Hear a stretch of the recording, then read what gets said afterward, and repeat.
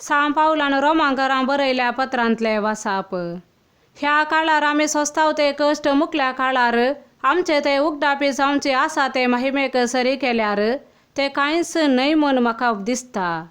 आपल्या भुरग्यांची महिमा देव केदाळा उगडापी करीत म्हूण सगळी रचना वड अत्रेगान राखोन आसा. सगळे सृश्टेन आपलो शेवट जोडलो ना जाल्यार ते तिचे स्वंत कुशे वरवीं न्हय. बगार तिका तशें खाल केले देवाचे कुशे वरवीं ते जाला. तरी सृश्टेक एक भरवसो आसा. आपूण नासाच्या गुलामपणांतली सुटोन देवाच्या भुरग्यांचे महिमेवंत स्वातंत्र्याची वांटेलीन जातले म्हूण तिचो भरवसो. कित्याक प्रसूती फुडें येतात त्या येना बरी. सगळी सृश्ट आपले हर एक रचने सवे आजून पर्यान कश्टा दुखीचे हास्कार सुस्कार सोडन आसा म्हूण आमी जाणाव.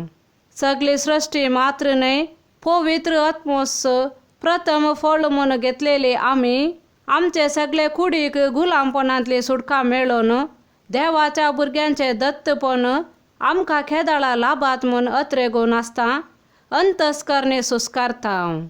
कित्याक ह्या बरवशा उदेशी आमकां थारान मेळ्ळा.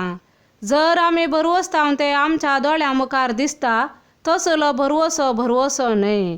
कित्याक दोळ्यांक दिसलेले वस्तूंचेर कोणी भरवसो दवरिना. पूण दोळ्यांक दिसा नासलेले वस्तूचो आमी भरवसो दवरन आसाव जाल्यार आमी सोंसणिकायेन तिची वाट पळोवन आसाव म्हूण जालें. देवाचे उतार हे. सां लुका प्रमाणे जेजू क्रिस्ताचे शुभ वार्ता.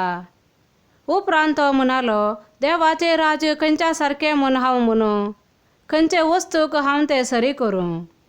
ते एक मनशान आपल्या भाटांत किर्लात घाल्ल्या एक सासवाच्या काना बरें म्हूण येत.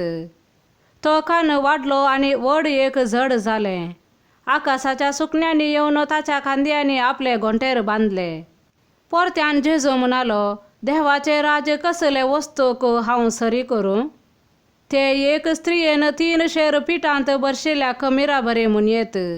क्रमेन ते पीठ सगळे फुगलें. देवाचे उतार हे.